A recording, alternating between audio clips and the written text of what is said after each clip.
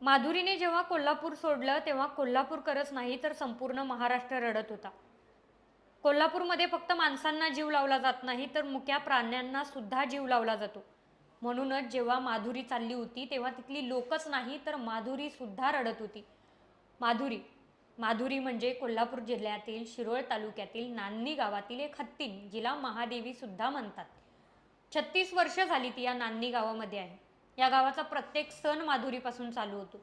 या गावातील प्रत्येक लहान मुलगा पहिला माधुरीसोबत खेळतो. लाखोंची गर्दी जरी असली तर त्या लाखोंच्या गर्दीमध्ये सुद्धा माधुरीने कधी कुणाला इजा पोहोचवली नाही. कधी कुणाच्या अंगावर धावून गेली नाही.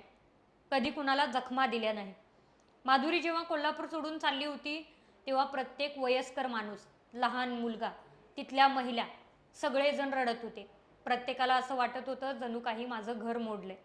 जणू काही माझ्या घरातील एक सदस्य कायमचा मला सोडून चाललाय.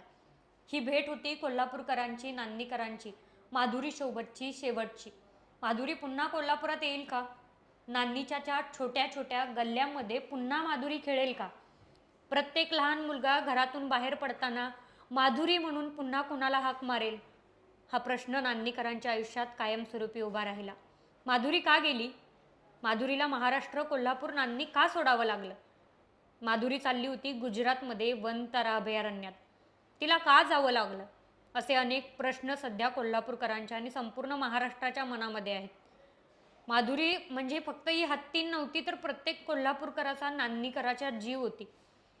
नांदणीमध्ये सुख नांदत होतं, ते माधुरीच्या नांदण्याने. इथला प्रत्येक सण चालू होत होता, ते माधुरीच्या हसण्याने.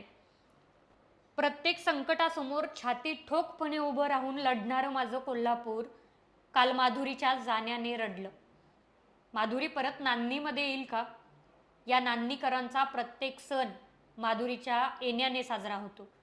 माधुरी सकाळ सकाळी दारात येऊन लहानग्यांना आशीर्वाद द्यायला लागली की सणाची सुरुवात होते.